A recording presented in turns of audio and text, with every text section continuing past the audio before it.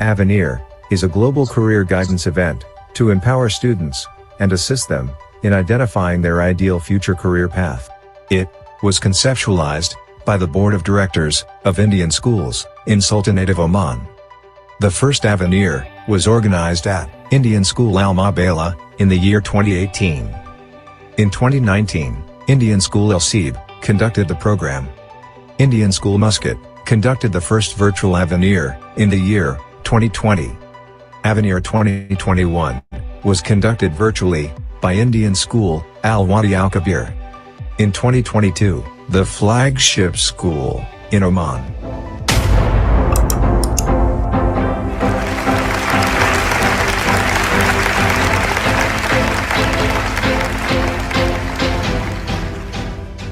Indian School Bosher is all set to fly the flag higher by conducting Avenir 2022 in hybrid mode. Our impeccable planning, devoted team, unmatched resources guarantee a memorable event.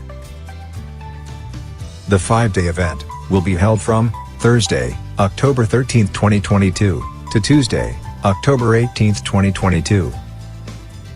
Prominent achievers, educators, and industry experts will address the audience. Universities and educational institutes from different corners of the globe will present themselves to the audience of Avenir 2022. The event is open to all educational boards, including CBSE, ICSE, IGCSE, and IB. It will provide comprehensive career guidance to students to pursue their passions at national and international universities. Avenir 2022 guarantees a wealth of information and awareness on 21st century courses, scholarships, internships, and career placements. This event will assist students in discovering their ideal future career path. Let us gather together for this 5 days of excitement, effulgence, enlightenment, exploration, and exaltation. Let's join Avenir 2022 to discover you.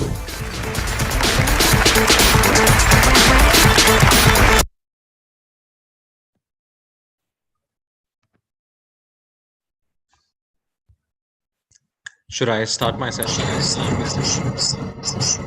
Sir, we shall introduce you after this. You're never too old to set another goal or to dream a new dream. Good evening to one and all. Let me walk you over the listings for the session we have today. The mega event Avenir 2022 #DiscoverYou, hosted by Indian School Bosher under the aegis of Board of Directors, Indian Schools in Oman. A short introduction and a video featuring our distinguished speaker will appear after the welcoming message. We will then invite the distinguished speaker for his presentation. Following the lecture, we'll ask a special guest to participate in the Q&A segment where the questions of the audience will be put forth by the moderator. The university representatives will take up the ongoing session. There will be a description of the courses that are offered and the admission procedure. With a vote of thanks, we will call this meeting to a close. If Opportunities Doesn't Knock, Build a Door by Milton Berle.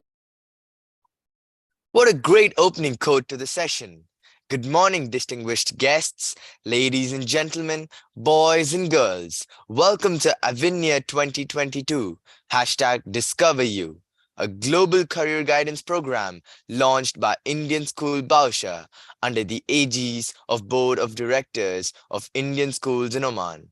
On behalf of Indian School Bosher, I, Varshit Sai Dinesh of Grade 10, And I, Sainaba Sita of Grade take the proud privilege of expressing our profound gratitude to His Majesty Sultan Haitham bin Tariq Al Said for the altruistic and noble benevolence showered on the Indian diaspora in the Sultanate of Oman. May the Almighty shower His choicest blessings on His Majesty, and may this nation experience peace and everlasting prosperity. We are happy to welcome all the students, parents, and teachers for being a part of Avenir 2022. Hashtag Discover You. Thank you one and all for your benign presence here this evening. The sales director of Crimson Education, Dubai, UAE, who managed and trained a 6-member sales team and developed a sales strategy plan for an annual US dollars of 5.5 million revenue plan. He was also an academic advisor in UAE. He has been an investment analyst intern, an education development consultancy intern in different companies in UAE. He took Bachelor's of Arts in Economics with a specialization in finance at the New York University in Abu Dhabi with 100% scholarship. He has been in the Model United Nations MUN debating and diplomacy since April 2014. He is the president of NYUAD Debate Union and a TEDx host. It is with sheer joy and great pride that I take the task of introducing our speaker today, Mr. Madhav Juneja. We would like to request the audience to kindly post your queries in the chat box. Ladies and gentlemen, boys and girls, please join me in welcoming our speaker, Mr. Madhav Juneja, who will be talking on the topic US Admissions Pathway to Ivy League. The platform is all yours, sir.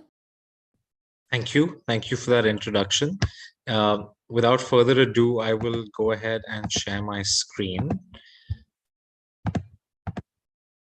Thank you for having me and welcome to all the attendees this evening. Through this session, I will walk you through the process of applying to Ivy League universities, which is essentially the process of applying to US universities. It's standardized across the board. So I will walk you through this process of what the requirements are and how you can build your profile at each stage. I think you've already introduced me, but just to tell you a little bit more about myself, I did most of my schooling in Dubai. I did the IB curriculum, and for university, as mentioned, I studied economics and I studied at New York University in Abu Dhabi. If any of you, I was actually in Oman through the last week and I met a lot of families as well. I know there is interest in studying at NYU in the region. So if anyone has questions about that, I would be happy to answer those at the end of the session as well. The process is still the same. You're applying to US universities through the common application. So process is standard, but it does offer certain unique benefits. Before I begin the process, I'd just like to give you an overview of the company I'm a part of. I work for Crimson Education. We're a global company that helps students in more than 25 countries apply to top US, UK, Canada, and European schools. We help students with the full process, right from strategy, application, profile development, tutoring, and so on. And our mission is to ensure every student maximizes their potential. So we help students get into their best fit and best possible university around the world. And I will give you examples of how we do this with different components of the application process. Let me start by giving you an overview of the US system. And the reason I've kept UK on this slide, despite that not being the focus, is I'm going to use it to compare the differences to better explain what the US admission process and curriculum looks like. With US universities, the admission philosophy and the curriculum structure is very holistic in nature. It's designed for well-rounded students with a variety of interests, different parts of their personality, and really students who want a multidisciplinary education.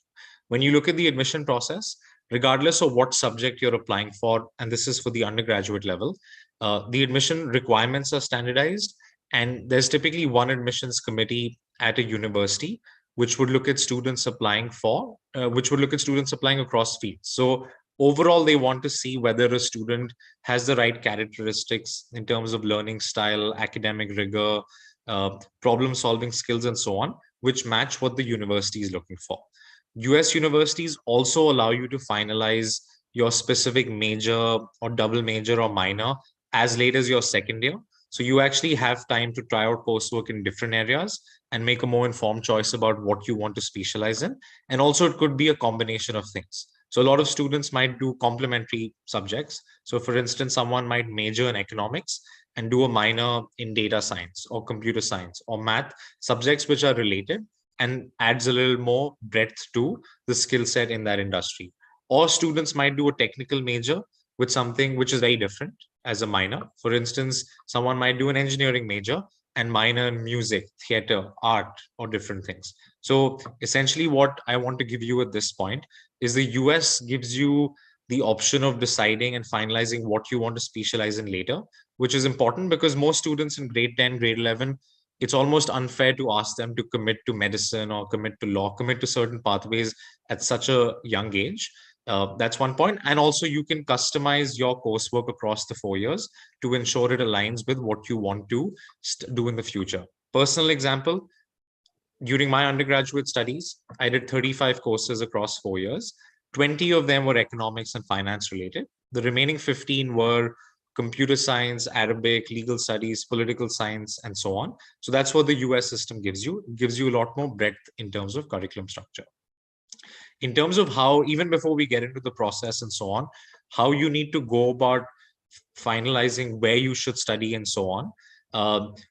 One thing is, of course, the brand. Most families, when picking where to apply, they evaluate how valuable that brand is. And typically, this is where US and UK schools rank the best, but there are great options even in Europe, Canada, Asia, and so on. The specific subject you want to do is also important. There might be specific programs which are, in terms of professors, course offerings, or partnerships that the university has, a better fit for you. Just to give you an example, if you've heard of Carnegie Mellon University or Harvey Mudd College, these are great computer science schools in the US. You probably wouldn't find them in the top 20 world rankings. But if your goal is to do computer science, those become a great fit. So analyzing the subject department of that school becomes important. The third part is location, and this is for multiple reasons. On the professional front, you want to position yourself in a city where your access to real world opportunities is high. To give you an example, if someone wants to do computer science and pursue a career in technology or entrepreneurship, going to a university in California can make sense because you access Silicon Valley, where your collision rate with relevant industry opportunities and professionals would be so much higher. So it's a great way to actually build your career during your university years and then have a good launch pad after. If some of you want to do finance or economics, for instance, going to New York, going to London makes sense because you access Wall Street. And generally in these cities, because they're big financial hubs, you have most companies in consulting, in finance, and so on, will have their big offices or headquarters in places like this. So there's an abundance of opportunity. The other things that you should factor in when picking where to apply become very student and family specific. Things like cultural fit, learning environment, weather, food, all these things might make a certain place a right fit. So my advice would be, don't just look at rankings, don't just look at brand. It's a combination of factors which will truly dictate where you will be happy and where you will grow. All of this, of course, coupled with the strength of your profile, which I will go to now when sort of breaking down what makes a good application. Academics in the US particularly is important, but it's far from the only thing that matters. I've just pulled open these numbers which give you Princeton University. This is from Princeton University, but I'd say this represents what the Ivy League sort of, it would be similar to other Ivy League schools. If you look at the table on top, you see SAT scores. SAT is a standardized test which students applying to the US need to do. Now, you look at students who score between 15 to 1600, which is the top tier. The acceptance rate, even in this top tier, is only 8%. A lot of students think that once they cross the 1500 barrier, they have a very, very good chance of getting into an Ivy League school. But this is literally just it's almost it's a requirement you need to tick off. It far from guarantees your place. Of course, compared to say someone who scored a 1370 on the SAT, where the acceptance rate is about 3.5%, you have a twice or almost thrice more likely chance of getting in. But even with top academic scores, the acceptances are very low because there are so many students applying, which brings me to this slide. Now you look at Stanford as an example. 2007, they had 19,000 applicants. In 2020, it was 40,000. The last couple of years, it's been more than 45,000. All of this is happening while the number of spots available are roughly the same. Naturally, the benchmark of good academics, good extracurriculars, and so on is so much higher now because more and more students are applying. If you think of your typical student at a good Indian school or a really good Indian or international school in Oman or any part of the world, most students will have some kind of school leadership, have debate model UN, have art, music, sport at a school level on their profile. The issue with doing all of this, even when you do all of it well, is that firstly, it's just too similar to everyone. And secondly, it doesn't actually build a strong candidacy story because it isn't linked to a specific subject that you're applying for. The way a chemical engineer should be building their profile in high school has to be very different to, say, someone who wants to do finance or someone who wants to do English literature, which is where the way you construct your profile, it's not a checklist. You don't have to do some volunteering, some public speaking, a sport, and so on. They want well-rounded candidates, but what they actually appreciate more and what they reward in the admission process is a powerful story where your different parts of your application link to present your sort of unique brand of who you are, what skills you have, what causes you care about, and really what you bring to the campus. So doing more unique, impactful things is important, and I will give you examples of this. These are notes from a Stanford admission officers from one of our, at Crimson, we have former admission officers and former admission directors from Ivy League schools and other top schools. And different universities look for different things. They all have different ways in which they evaluate students. To give you an example, this is from the Stanford admission handbook. There's something called intellectual vitality. And this is a trait based on which admission officers give an applicant a rating. Now, what intellectual vitality essentially is, it's someone who takes responsibility for their own learning, someone who's curious, someone who will bring energy to campus, and someone who's got a sense of originality and authenticity to them. So the way you do this is not by necessarily just doing what's in your school, whether it's acing your academics or doing your extracurriculars. To show some of these traits, you need to do something which a typical student is not doing. What you want to show them is you're not someone who wants to do computer science or engineering. You're someone who started doing this in high school. You're someone who reads, who does courses, who does internships, who does research, who does projects, which actually show that you've taken learning in your own hands and you've accelerated this during high school.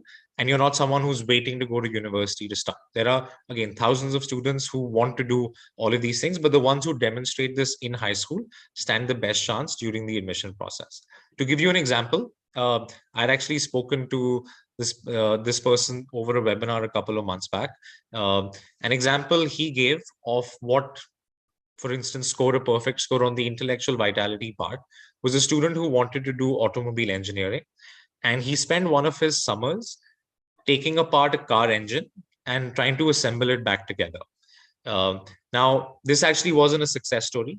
It wasn't someone who managed to put this car engine down together, but the way they described this and what this presented to the admission officer was someone who's genuinely interested in cars and what an engine is made of and the mechanics around it.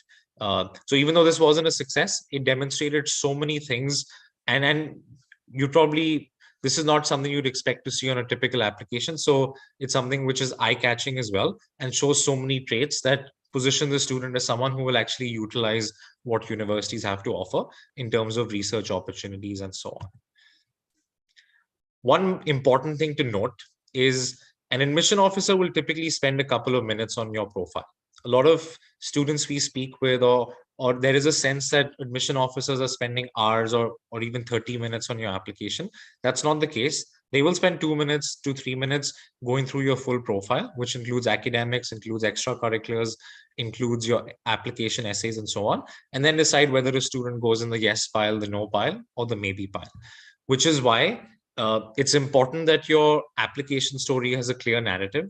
It shouldn't be contradictory where your goals are something, but what you've done is something very different. When someone skims through this, reads through this in one go, there should be a clear sense of, again, the student brand, who they are, what causes they care about, what skills they have, and what they bring to the table at university. So this is where starting early in high school is important. You need time to build a story. You need a couple of summers to actually build a strong profile, which lines up to present a compelling story. Now, let's get straight to the specifics. The US application process is typically broken down this way. Academics account for 40%. Universities will typically look at your last couple of years of high school scores. So you will submit all of those. You will also, you apply and you get your admission offers before you actually finish high school. So for instance, for those of you who are in grade 12 now and will graduate in March, April, May 2023, you would be applying by the end of this year. And you will get your admission offers before as well. You'll get your admission offers usually by end of March, in some cases earlier as well. At this stage, you don't have your CBSE or your IB score and so on. So when you apply with the predicted score and your pass scores, and your predicted score is given to you by teachers in school, and your admission is based on this. US universities give unconditional offers, which basically means your admission is confirmed even before you have your final board exam score. This might be different to what you might be familiar with in the Indian system or other places where the board exam score can actually dictate where you can and cannot go, but that's not the case here. Apart from your school academics, they do have a standardized test requirement, which is the SAT or the ACT exam.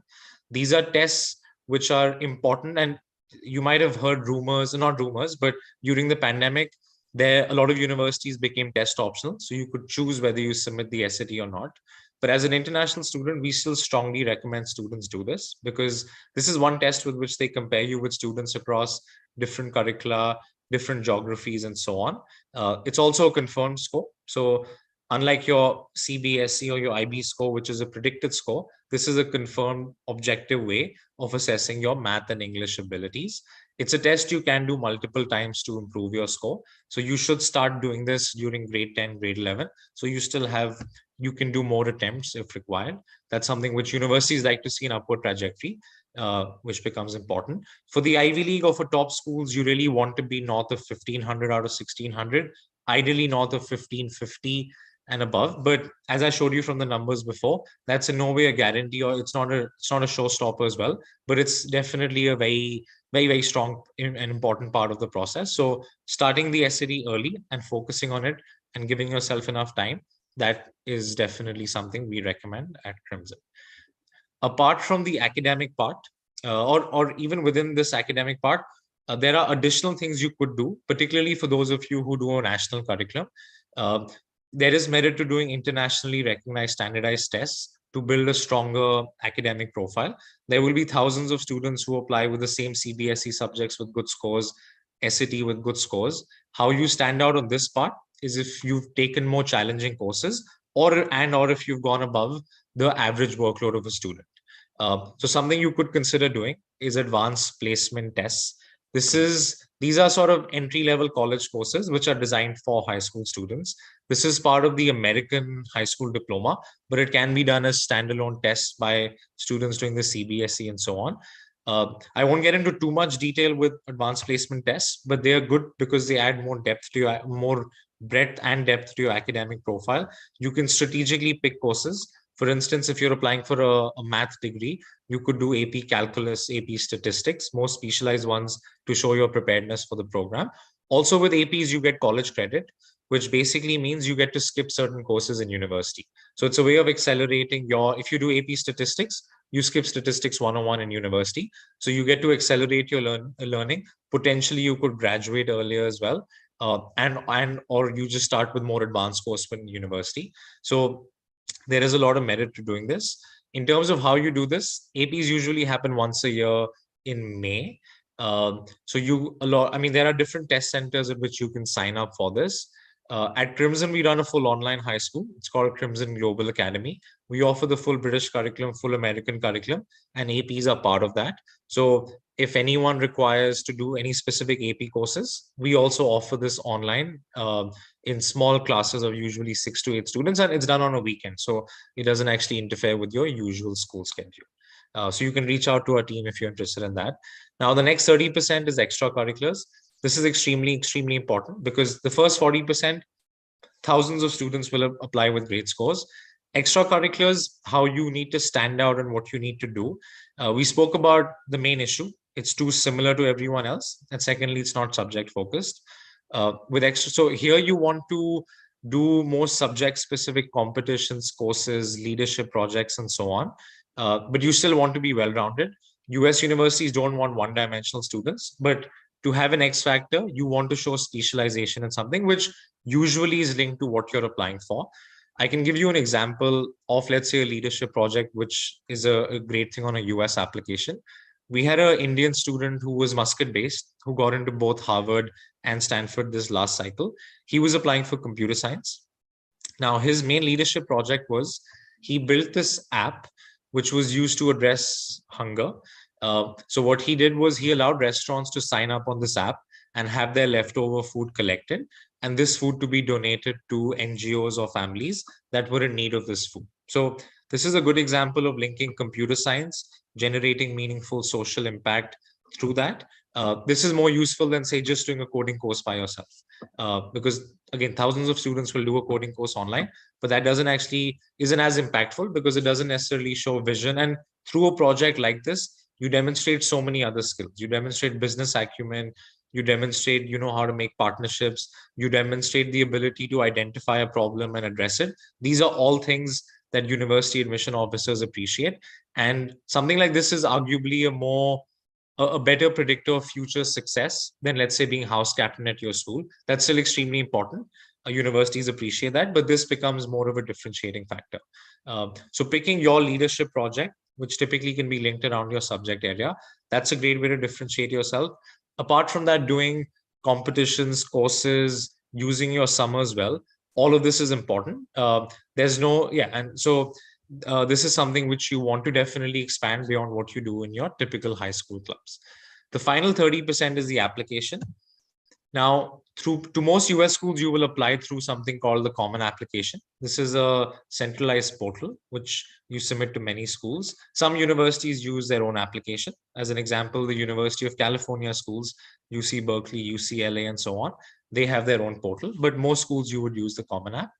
In terms of what you submit here, so with your extracurriculars, to give you a sense of what the end product is, you list down your top 10 extracurriculars, you rank them in order of relevance, and you have some space to write about each of them. You indicate your time commitment, which is hours per week, weeks per year, and what grade levels you've done this across.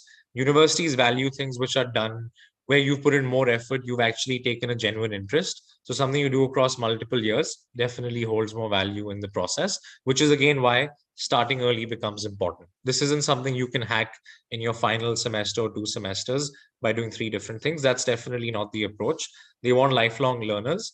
And it's important for you, if you intend on going to the US or even other places, to start thinking about this early so you have time to actually construct a specialized profile. You need to submit your test scores. You need to submit teacher recommendations. Ideally, you should get these recommendations from subject relevant teachers. So if I'm applying for an economics program, I should probably get my teacher recommendation from an economics teacher and a math teacher. So that's something to be mindful of. The final part is the essays, which I will get into shortly.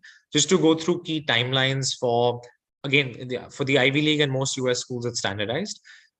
Take the example of someone who's applying, who's in grade 12 now and starting university next year. There are 2 rounds in which you can apply, early and regular.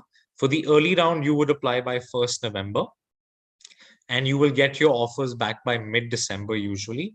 For the regular round, you will apply by 1st of January, and you will get your offers usually by end of March. So that's the timeline through which you apply. There's early decision and early action, which are the types of early applications. Early decision is binding, which basically means you can only apply to one school.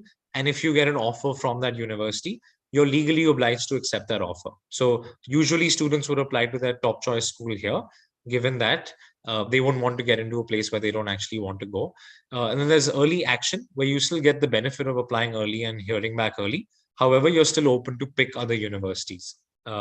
And then the regular round is where you would do the bulk of your applications, where you'd apply by Jan and hear back by end March. Now, the essays are a very important part of the process. There's typically one common application essay you would do, which is sent to all universities you apply to. In addition to that, you will do supplementary essays, which are university-specific essays. With the biggest thing about US university, the application part, is the essays are very creative writing like in nature. They test how you think, how you problem solve. It's not as direct as, say, the UK, where you write one personal statement, where you're writing about why you want to study a certain subject. These are a lot more challenging and then as a result, a lot more exciting as well. To give you examples, some of the essays will ask you why you want to study at that particular school. So when I applied to NYU, one of the essays was why NYU. You look at Cornell's essay here. It says, tell us why our curriculum is ideally suited to exploring the areas of study that excite you. So these essays are designed to filter out students who are just applying to a Harvard or a Cornell or any of these top schools because of the brand. They want students who've actually taken time to research specifics of the school and reflect on why they actually fit into that learning environment. So for these, it cannot be a template. You can't be writing an essay for Columbia University and substituting University of Pennsylvania in that and submitting a similar one. It needs to be a lot more specialized.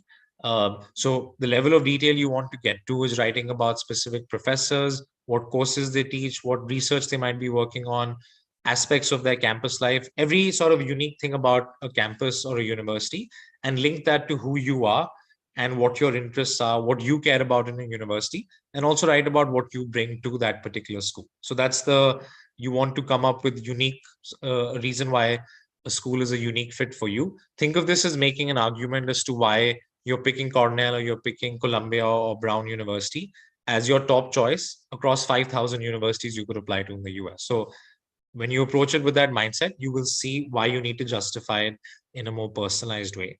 A lot of the other essays will test your thinking style. So you look at University of Chicago's essay in this particular cycle. It reads, "You're on a voyage in the 13th century, sailing across the tempestuous seas. What if suddenly you fell off the edge of the earth?" Now, when you read an essay like this, it's so open-ended. There's so many different approaches you can adopt to here. And what they really, and this is another important aspect of the writing process, the way a computer science student would approach something should be very different to a psychology student or a literature student and so on. So you want to show that subject knowledge and that style of thinking as well through the process. So for instance, an astrophysics student might approach this and write about what they hope to find in outer space when they've fallen off the edge of the earth. And then based on that, create a story and basically use it as a platform to write about their passion for astrophysics. But there's so many different ways you can go on this. There's so many parts of this prompt you could analyze and fixate on. For example, you can think about the 13th century. There's a reason why they've said 13th century here. There are probably certain characteristics of the world back in the 13th century, which are worth looking into. And you might be able to construct a story through that and so on. So with these essays, it definitely is a lot of work because for each school, you're doing multiple. So let's say you're applying to 10 US schools, you're probably doing about 25, 30 essays, and you're doing multiple drafts of each essay. So my advice would be start early and put a lot of time and effort into this. When I wrote my common application essay, I wrote 25 drafts because that one essay is being sent to all schools you apply to. So definitely you want to spend a lot of time thinking, reflecting, introspecting, and then properly editing and structuring your story. I'll just give you a quick example of how, let's say, Stanford filtered out students in one of their application cycles. And I'd say it's roughly the same at the Ivy League and most other top schools as well. So you look at the first part, they had 47,000 applicants. Now, this is where they filter out students based on academic scores, school marks, and SAT. Only 1,600 got cut. This is in no way to say academics is not important, because usually anyone who applies to Stanford would already have strong scores. Otherwise, they won't bother going through the rigor of writing all those essays and submitting a fee and so on. But what this tells you is they probably don't eliminate, let's say, someone who has a 1,500 on the SAT just because they have more students who have a 1,550 on the SAT. So as long as you're above a certain threshold, they definitely want to look at your story. The next part is where most students unfortunately lose out here. It's based on your extracurriculars, essays, and your teacher recommendations. It might not be that there's something lacking in terms of not fulfilling certain criteria. It's just that it's so competitive here that you really need to have an X factor to stand out in the process. The next part is the committee stage, where in this cycle you see 6,000 got cut, and then they have their final pool of 2,000 accepted. There's a combination of factors here. Certain courses, majors could be more competitive at a certain school. There might be certain trends with their admission process and so on, where they want more students in a program or they want more students from a certain demographic and so on, which could influence this as well. And then the hook is really the X factor. So they want to see that. And even the application timing can impact your admission chances. Someone who's applied early in a binding application, they might have a higher chance, as because that you've indicated to the school that they're your top choice, you're fully committed to them, versus say someone who's applying in the regular round where you're doing many applications.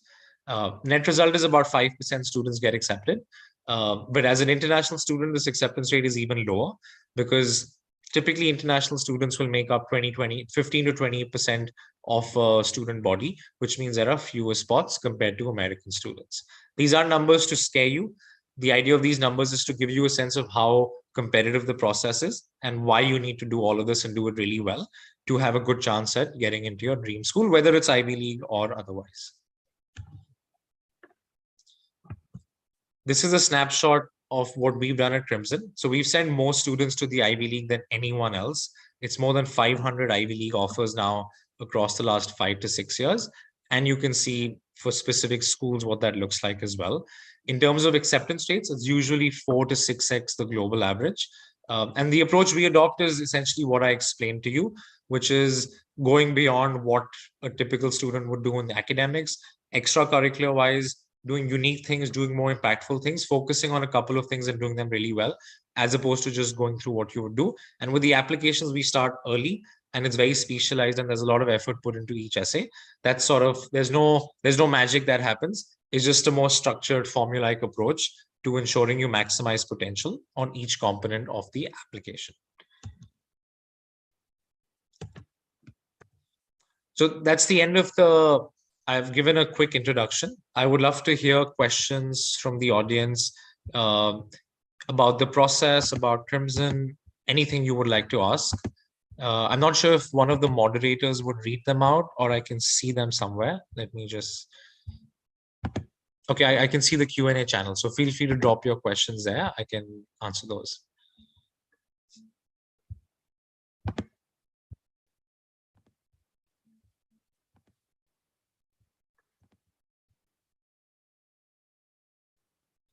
That was an extraordinary and inspiring session by you, sir. Your creative and fun-filled session enlightened us and kept each one of us engaged. Now, we would like to request our speaker, Mr. Madhav, to kindly answer a few queries put forth by the audience. For this, may I now invite the moderator of the session, Ms. Shaila, to pose some questions from the audience to you. Over to you, ma'am. Thank you, Varshit.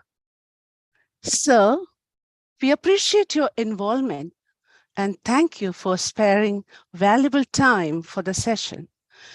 Here I like to quote, "A vision is not something we make up. It's something we are made of." Here are a few questions in the chat box that I would like to put forward. What can a student do with an Ivy League degree in the future? What is the scope?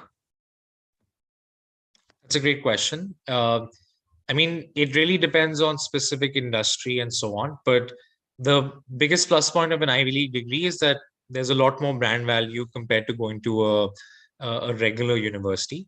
You're still learning the same computer science, you're still learning the same math, you're still doing calculus there. The difference is the people around you. In terms of your classmates, these are future presidents, prime ministers, CEOs, NGO leaders, and so on.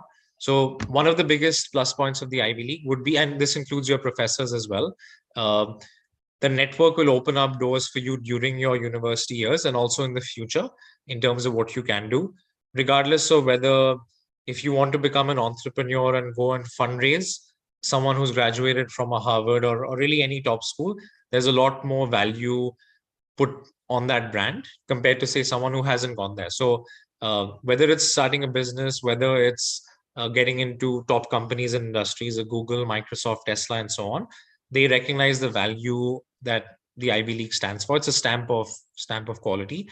So it does open up lots of opportunities in the future.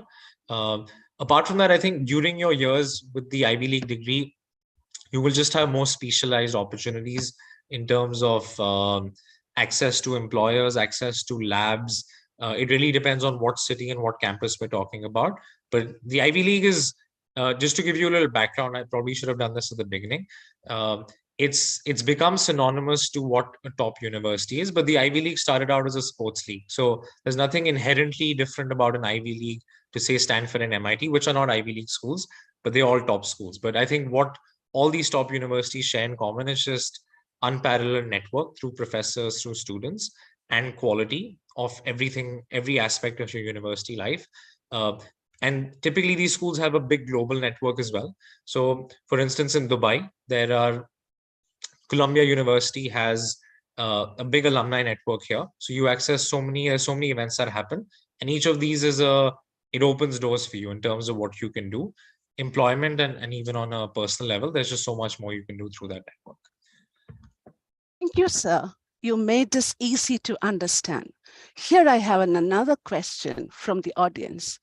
How does Crimson Education help us gain a better chance of getting accepted into an Ivy League university? Sure. So at Crimson, what we do is when a student works with us, they get a full team of mentors. It's not one person who's helping you with everything. It's a model which is focused on specialization. It's almost like an athlete. An athlete doesn't just have a coach, they have a dietitian, they have a physiotherapist, they might have all sorts of coaches which specialize in different parts. So what we do at Crimson is when a student works with us, they have a strategy mentor. This person will help a student finalize what pathway to go for, what university is the right fit, and essentially help them build their story. So advise them on the academic front, on the extracurricular front, what they need to do. Additionally, then you get, let's say, an extracurricular mentor who will actually help with the execution of building leadership projects, training you for competitions, and so on. So you get someone to build your leadership and extracurricular profile. You get someone who specializes in the application writing part. Then you access SAT tutors, IB tutors. We do have a full research division where we can connect you with a professor in your field of interest, and a student can work on a full research paper. We also have a Crimson Careers department. We partner with companies like Uber, HSBC, KPMG, PwC, all of these big sort of prominent players in different industries. So as students, you get to be part of these curated month-long internships where you get to learn tangible skills. You get to work with these mentors who are working at all of these top companies. And these are all things, when they all add up, it builds a more strong, well-defined application story. So that's, in a sense, how we're helping. We do run a full online high school, which gives students access to more courses beyond what they can do in their country as well. That's another important thing. And we use a lot of technology in the way we approach this. So you get a account on the Crimson app. Here you access so many resources. Your full journey is structured out. So it's a more data-driven and formulaic approach to the admission process. And we start as early as grade 6 with students as well. So regardless of when you join, we would build a personalized journey for you and ensure you maximize your potential with university admissions. Thank you, sir. You were very clear and concise. Here another question from the audience. When can the students apply for the Ivy League? Is the admission open throughout the year, or is there a deadline? That's a great question. So you can apply the admission is typically open after August. Again, let's take the example of a grade 12 student right now who's graduating next year and starting university in September 2023. For someone like that, the admission application will open by August 2022. So it opened a couple of months back. And you need to apply either by the early round, which would be due by 1st November, or you apply by the regular round, which would be due by 1st January 2023. Typically, when I say the application opens, that's when they will release their specific supplementary essays and so on. So you take a couple of months to work on that before you finally submit. But the process, this is when you write the application, but the process of getting into an Ivy League school is a lifelong journey. It's encapsulating everything you've done in your high school years on that application. You have made a huge impact. Dear parents and students, I request each one of you to fill the Google form link in the chat box. Thank you.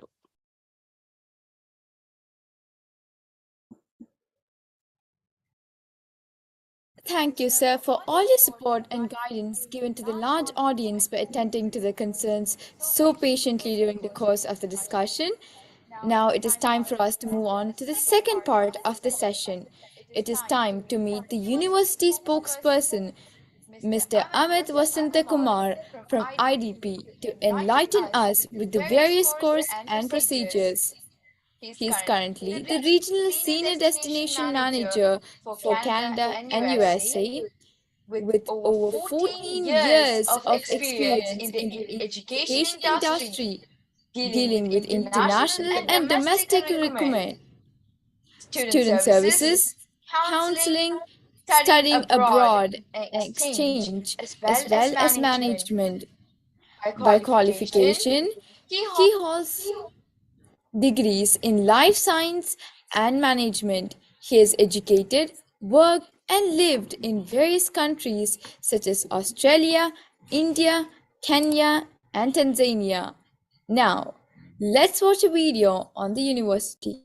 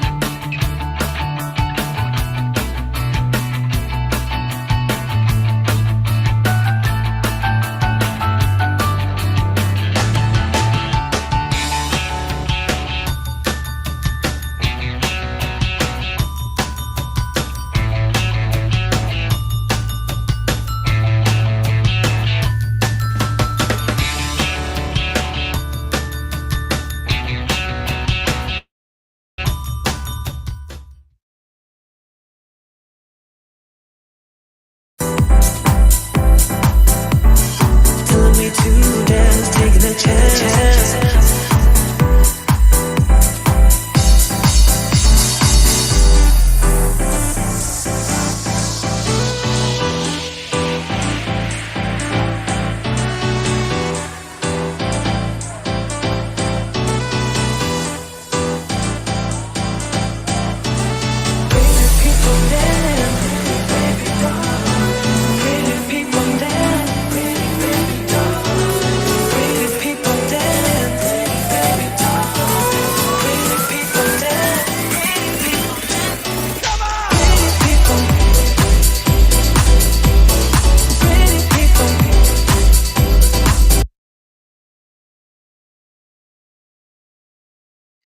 Over to Mr. Amit Vasantakumar from IDP. The platform is all yours, sir.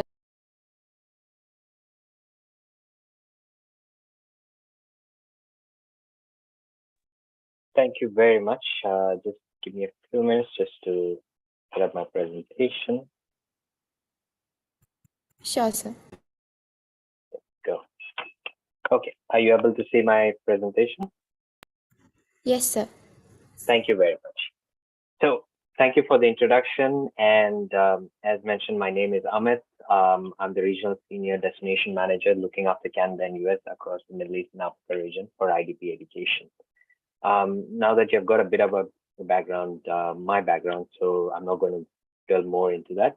But a lot of, with today's presentation, what I'm going to do is I will be bringing some examples from my experience studying overseas, and talking about how my education, about my education journey and where I made some mistakes when it came to enhancing my profile or my developing my profile and what you can do. And I'll also share some examples from other students that I've met, seen, and spoken to.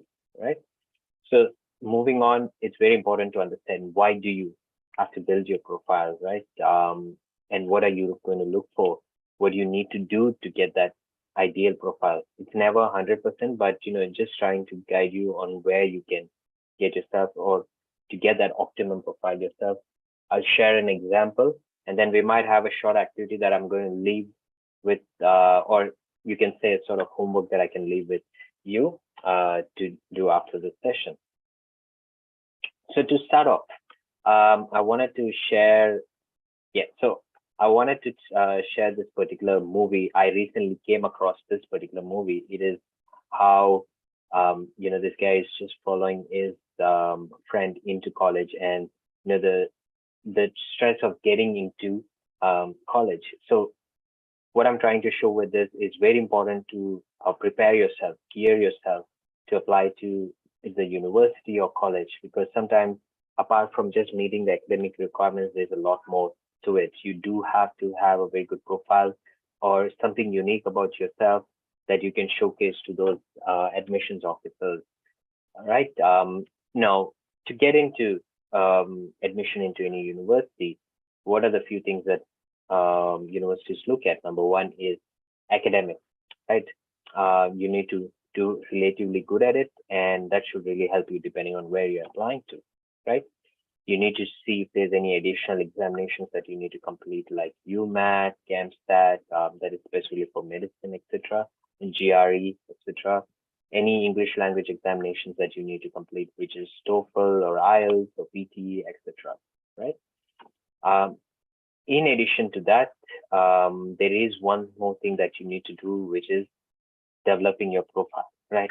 Now, this is very important for certain study destinations, for example, US, where it is part of the admissions requirement, and you need to really have a good profile, or a profile that really catches the eye of the admissions officer, right? In countries like Canada, they require it for your scholarship application, and UK and Australia, New Zealand, etc., all the other countries, they would usually want to put it in your personal statement, connect it to what you're going to study and why you want to study that particular program, right? So I've already spoken about this. So obviously your profile for your admission, that's mainly focusing on the US, but there's another important factor to really developing your profile, and I've learned this through the hard way, and that's why I'm sharing it here. Sometimes it's very important to develop your profile or build your profile from a young age, because it not only helps you in getting admission into the university or college, but also helps in your future career and essentially in your life. All right. And obviously, this all comes together in a full circle. So, when you do it for yourself, then you're going to really help yourself getting admitted into one of the universities or colleges. Right? So now moving on, I want to touch upon certain attributes that you might need to start looking at in yourself. So obviously, these are individual attributes. Not everyone has it, but some of them can be cultivated or nurtured. So having a positive attitude, right? It's very important. Positive, open aptitude attitude. Sorry, right? This is an important factor that you need to really showcase. And there are times when you're in uni that you might feel a bit bogged down, and having this kind of an attitude really helps you. It's important to be with the right kind of people, the environment. This really nurtures that. So, and also when you're going towards or doing something, always be positive about it, right?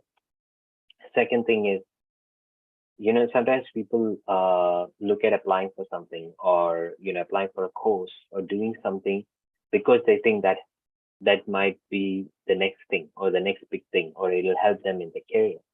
But my answer to this is no. What you need to do is do something that you are passionate about, because if you're passionate about what you're doing, then you will definitely ace it, right? And when you do that, regardless of where you are, what you're doing, you will do well, right? And always have a inquiring mind. Very important. You need to be a bit more curious.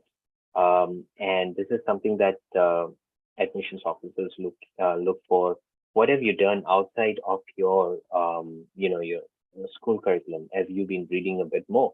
Have you been doing some kind of additional work that is not on a particular subject that was not part of your what you had to study? I'll give you an example. While this is not at school, when I was at uni, I was doing a subject on strategic management. Now, when the examinations came through, while I did go through some of all the all that we were taught and all the reading materials that were provided by the professor. Additionally, I read a book called The World is Flat by Thomas Friedman. And I actually, when I answered a lot of my questions in the examination, I used quotes, I used certain examples from that book. And that my professor actually highlighted that, saying that, this really shows to me that you did study something more, or you read something more outside what you were taught, right? And this really helps you. And this would really add points to you in the, and you can see what this has done. This is the fact that I was doing this. I wouldn't have done this much that much in school, but I did it when I was in uni, and it really helped me, right? So this is something, or having an inquiring mind is something that you need to have throughout your life, right? Then the next point I wanted to highlight is the ability to work in group setting. Very important, right? And when you submit an application, when you're writing your essay or personal statement, this is something that if you highlight it, there's something that need notice, because again, at uni, something you'll need to do is, apart from your individual assignments, you'll have group assignments. You'll be expected to work in teams.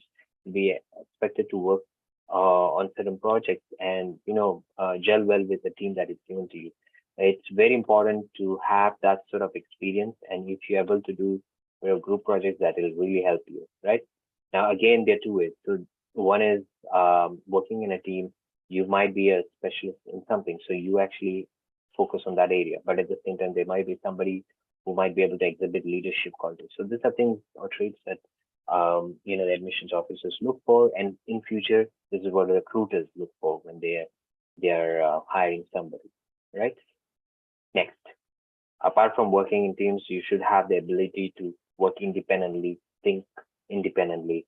So you are given a problem, you need to, or you're doing some kind of a project on your own. You come across a hurdle or an obstacle, and you need to have a solution to really go past this, right? So that's why it's very important to showcase this part as well. And to be honest, it's not something that comes easily to everybody. So this is something you'll need to nurture. You'll need to volunteer. Sometimes you see a challenge, volunteer for it. Go for it. See what you can do in that. It's not always necessary you have to be successful in it. A failure can also teach you something. So, for example, I'll tell you, when I was in uni, I was working in one of the labs. So I've got a background in both business and life science. So this was life science part of it. And I was working on a research project where I was working on interaction between two proteins. And basically, I was trying to see if those proteins were actually interacting with each other. Unfortunately, I couldn't get a lot of conclusive evidence to prove that. But what we learned was the techniques that we had used were not working, right? So there was a learning out of it.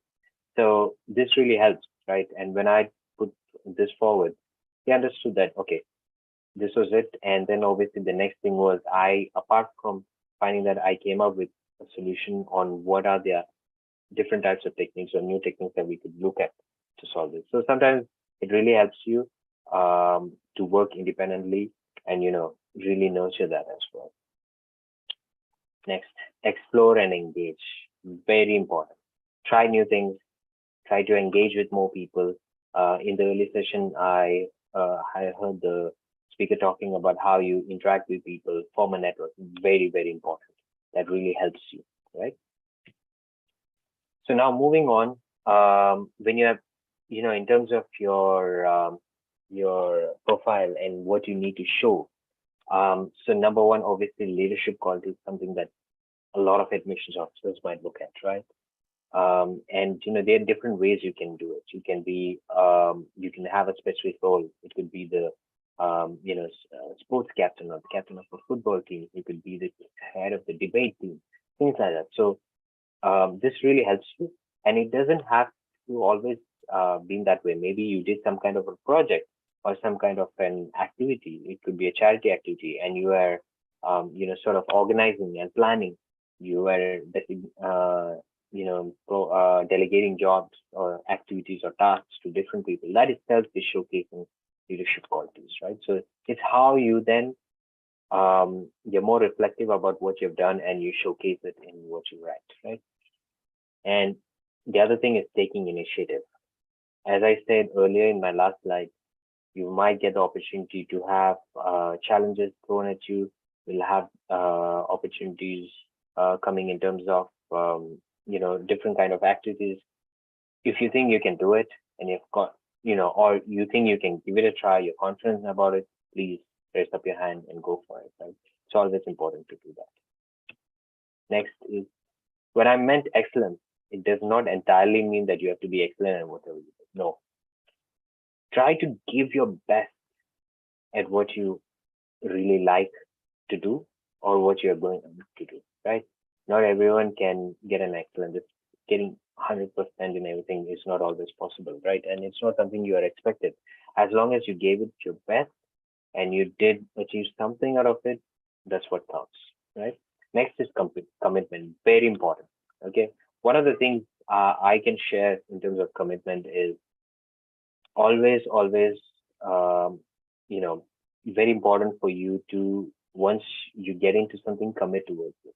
So, for example, for me, I have this, when I was in school, I used to be interested in drawing or sketching, right?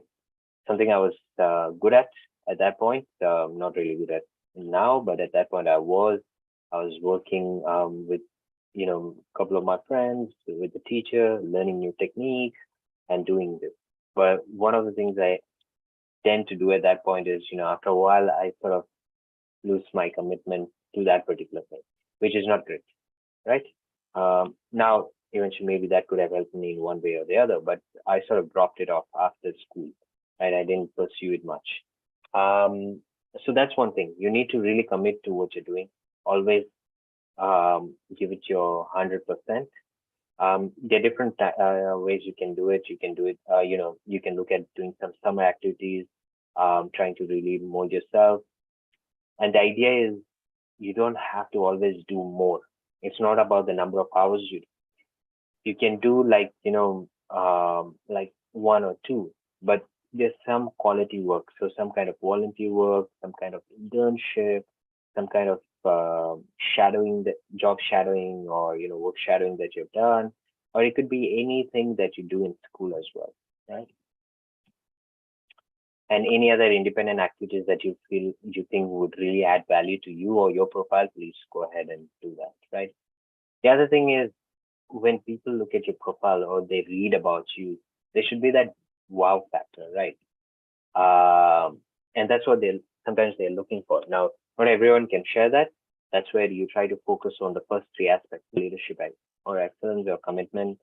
Those who have. Now, giving an example of a wow factor, I can talk about, uh, say the example that I had was about a student there here in UAE, and what he did was he created an app that would actually help his teachers to schedule their classes, and make sure they're there in the classes. They can organize it on their calendar on the app, and it was easier for them to see that, okay, plan everything, and also help them to navigate quickly, right? So they don't miss out on their schedule in that sense. It's really interesting. That is something I would say that was a wow factor, right? But it doesn't have to be that. It doesn't have to be like that for everybody. He did have that an entrepreneurial spirit, and he actually took up on that, right? I can give you an example. This is a simple example. So one of my family friends is studying in school. He has this interest for sneakers or shoes like Air Jordans and Yeezys and etc.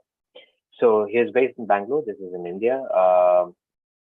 And what he did, he and his friend decided to, start buying. I mean, they had saved up some money from other errands they were running. They managed to get a couple of the shoes. Apart from that, they would then try designing some sneakers. They would get some local vendors. They worked with some local vendors, put that together. They would sell it in school among their friends. Now, this was something he had an interest. He had this, like I said, an entrepreneur spirit in it, in himself, and he went along with it. He took that initiative, he took that challenge, and he went with it. Now, what he told me is eventually he stopped doing it because it wasn't really a sustainable model, the way he was doing it. But there was a lot of things he learned through it. He learned about how to manage the process, the supply chain process. There's a few things that he gathered, the skills about negotiating with some of the vendors. So those are things. It's a simple sort of, it's not something unique or anything. We see a lot of people into this business, but it's something that he could actually write about in his um, personal statement on or in his essay to his or for his admission to uni, right? So yeah, that's just giving a couple of examples there to show what you can do as well, right? So the next thing I wanted to highlight is um, what do you need to do, right? What is it that you can do? So the next thing is would school activities, right? Go into a different kind of activities that you can work on. Now you'll be thinking why I put Steve Jobs' picture there. I think before I get into what you need to do, I go into that part. So one of the things when I read about him, what he did was he obviously when he went to college, he decided to not go for his regular classes and he went for something called, he went for calligraphy. It's something everybody knows, right? He went and attended that class. And what happened was eventually you can see that particular, what he learned from those classes has come into what Apple is right now, the design, their fonts, etc. Right? So this is something, a skill that he learned way back, and he actually implemented it, when he was working as that. So you never know when it comes in, but it's something that you can highlight when you put it in your profile. Right? So participate in any school activities that you have. Um, join clubs that you can. If not, try creating. Well, I did one. I didn't do it. Actually, in school, I was part of the Scouts Club. I was part of the Cookery Club, etc. But in uni, actually created a club. This was it was more of a tour club. We would just go around different places, museums. We would go around different uni campuses, explore what they had to give, different areas. This is when I was studying in Australia, so we did that. So you can also create a club if you have a few friends like-minded, have certain ideas. Just create a club and form. It really helps you, and you can actually showcase that. Get into some kind of arts or learn a craft. It really helps if that's your interest. There, quite a few universities or colleges offer something called the summer school program. It is a very good way of getting a taste of academic way of life, higher education, academic way of life, getting to experience, because the summer school program is not just about teaching. They do tend to take you around, show you a bit. You'll have some activities to do, and you can actually put it up in your initial resume when you apply for admission, right? Any certificate course or workshops that you can there's a lot that's happening online. You've got Coursera, Udemy, edX. You could even do some kind of a workshop that happens in Oman. It could be like a 1-2 day thing that happens for students. Volunteer. You can volunteer for a job, project, or community. My sister, when she was studying, she went and volunteered.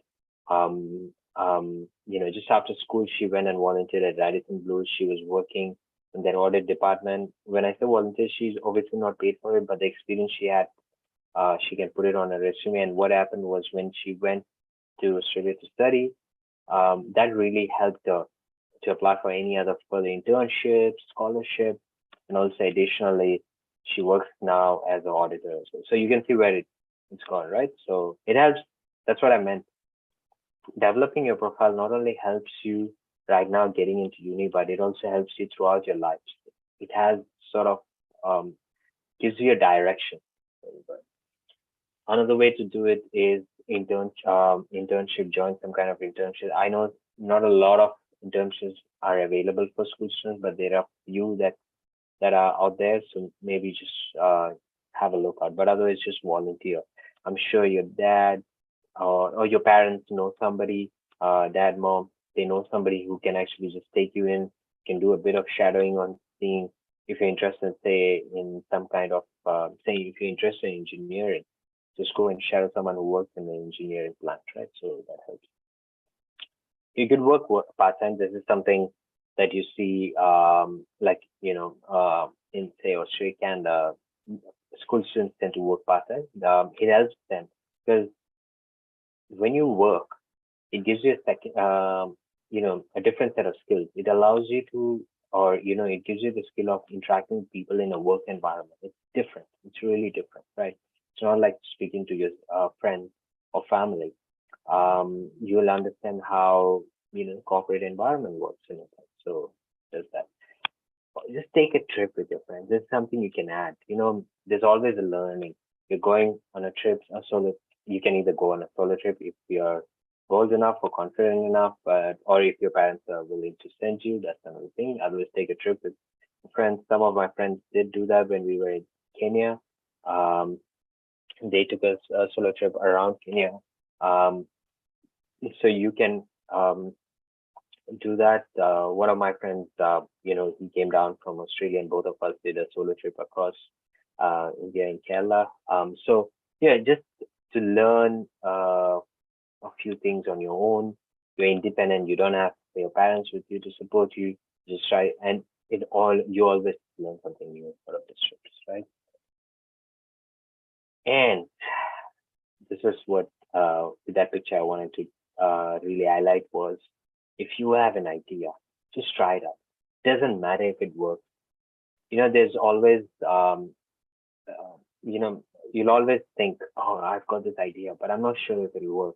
um I don't have the kind of money, but just give it a shot. See what you can do about it. So for example, I really like watches, right? So now what done is I sort of do review of watches. I did a course on a blog writing. So I do have a watch blog. So it's something that you need to really, if you have an idea, just try it out, see where it goes. At some point, if you're not happy with it, just stop. That's it. But at least you tried it, and you can actually put it there um, on your resume. You can put it on your profile, your essay as well, right? So engage and explore. I wanted to really, so this term engage and explore, the one I mentioned earlier, it actually came from this particular video. Now, later we'll be sharing this deck, and it's known as the Mavericks and Misfits. So this was from one of the US universities. The career advisor came up with this concept of engage and explore. Have watched it. It's really, really interesting. The other video is importance of learning what exactly. So importance of learning, what I wanted to do is, we are always learning throughout our life, okay? It never stops. And you need to be open or flexible about it. You need to keep learning. I do that even now. I'm always, even while I'm working, I tend to do some professional development courses to really, you know, make myself grow in that sense, right? Now, what I'm going to do is, I'm going to show examples of two students, and these are real life cases. You've got student A, and then you've got student B. So first we'll go with student A. So student A in school did quite a bit. There's art and craft, science project, karate and judo, scouts, charity runs, swimming. Did all of this, but the thing was, did them fine. I wouldn't say over the board. Maybe a bit, like in swimming, pretty good. Art and craft and science project at that time, yeah, pretty good. But did all this, didn't focus a lot on any couple of them, or as such, and really stopped doing after a while, right? Then going into uni, that sort of just completely reduced, right? There was nothing more that was done. This particular student didn't continue what they were doing in college. Went on with more on academic side, did symposium presentation, research projects, entrepreneurship, right? But then realized that didn't really help when the student went in for the postgraduate program, master's, right? Not much of experience to add on as well, because at that point the student had to work part-time and couldn't really do it. So that's where, while being in uni, even though it was a bit late in his education life, he still made some time and did this extra stuff. So volunteer work, part-time work, workshops, attended workshops, did research in the uni, did a lot of networking, joined quite a few clubs, met new people, used those connections to really work on different areas, got involved in sports activities, did an internship. Now, the internship is very, very interesting because this internship in the curriculum was, it was only available. There were only one or two students, or maximum two, three students who could go for it. But, or actually even more. But then the students, either you do the internship or you just did a theory subject, right? Most of the students found it easier to just do the theory subject because the internship, getting in it, getting into the internship was quite strenuous, right? And there was a process involved. The student would have to connect with a few people, get internship, and then talk to the international office and sort that out in terms of paperwork. Now, this student A is actually me, right? So that's what I mentioned is the real case, live example. And student B is actually my sister, and I'm going to show you how she went about things, right? It's a bit different from the way I went about it. And yeah, initially, look, when I was at school, I did a lot of things, but I never really focused on anything particular. And I sort of lost interest or waned away when I was in my bachelor's, but in master's, I realized my profile didn't look that great, right? So then I really worked on it. I really put in a lot of work to get there. So, but this could have been done before, right? That's what I'm saying. You don't have to leave it too late. Right? So now let's look at what, just finally, I'm still working on things, even while I'm actually learning. Even while I'm working, I'm actually learning. I'm doing continuous development. So I did courses on digital marketing. I've done some on business development. I told you I did one on the creative writing or blog writing. And recently I just completed a course on unconscious bias as well. So I do a few things just to really help me currently in my job or role that I do. So now just let's look at Sundi or my sister's case. While she was involved with a few things there, a couple of them that she really focused on. One was the MUN, the Model United Nations, right? That's one thing. Essay writing, right? She was really into that. Finance internship. So she focused on this three, and the finance internship is the one that I said that she went and did a volunteer job at Radisson Blue. That was really what helped her. So, and then obviously then she went to a uni in bachelor's and she kept that momentum. She didn't lose out on that. So while she was part of MUN there, she joined ASEC here, which sort of builds in it's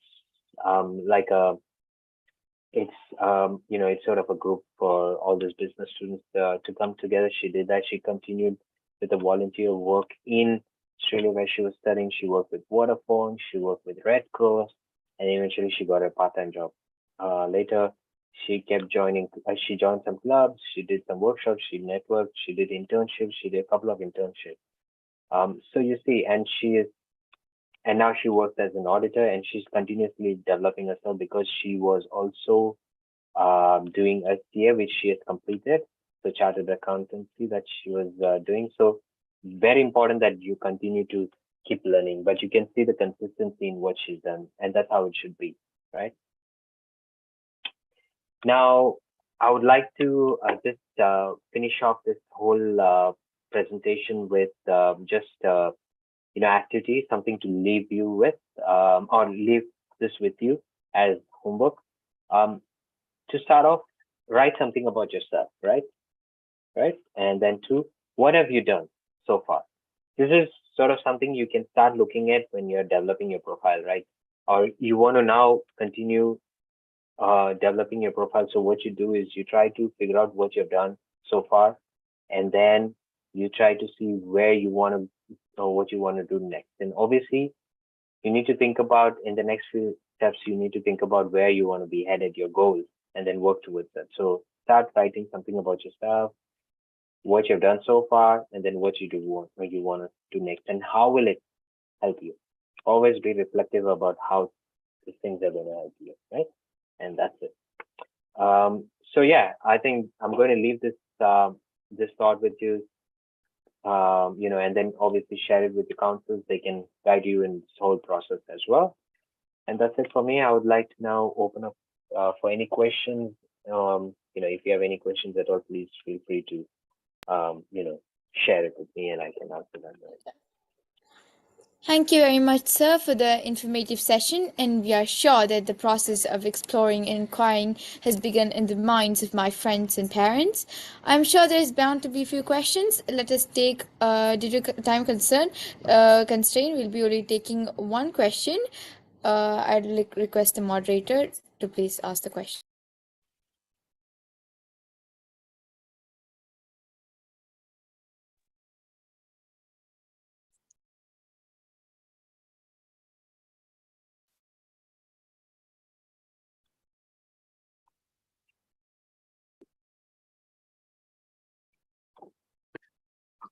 A blissful evening to all those present.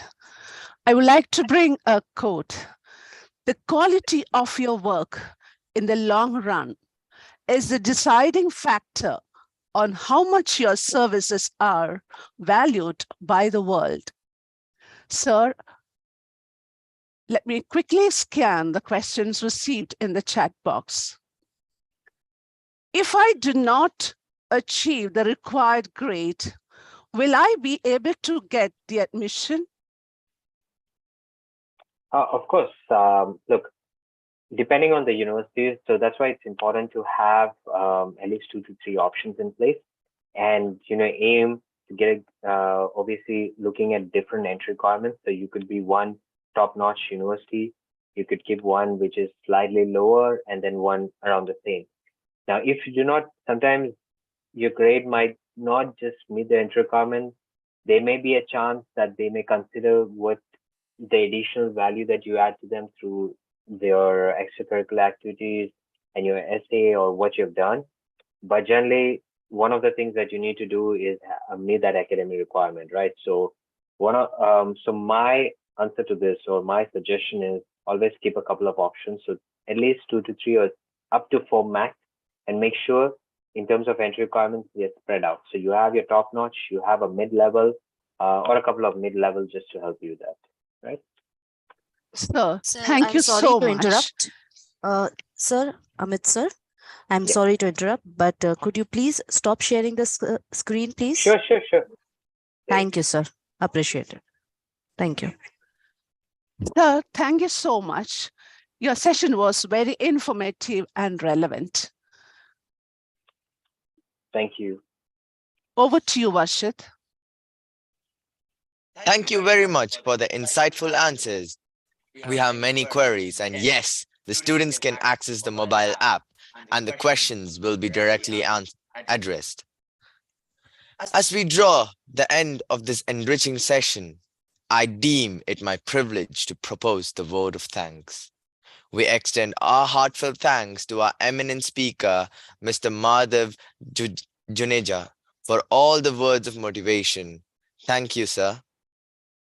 We express our gratitude for Mr. Amit Vasantakumar, spokesperson for the IDP, for sharing us details and giving us an overview of the career guidance. Thank you, sir.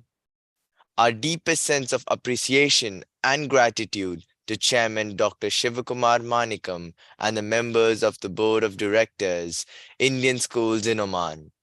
Our heartfelt thanks to the President, Mr. Ajayan Poyara, and the members of the Indian School Baushers School Management Committee and the Principal of the school, Dr. Bhavesh Balera. We present a video on our valued sponsors, and heartfelt thanks to our platinum sponsor, Jane Deem to be University, gold sponsors, De Montfort University, silver sponsors, Dallas Baptist University, USA, Grey Matters, SP Jain School of Global Management, Sri Ramachandra Institute of Higher Education and Research, and bronze sponsors, Middle East College, SP Jain School of Global Management, digital marketing partner, Spectrum and Trefoil, media partner, The Arabian Stories, and valued donors, and are powered by support sponsors. Over to the video.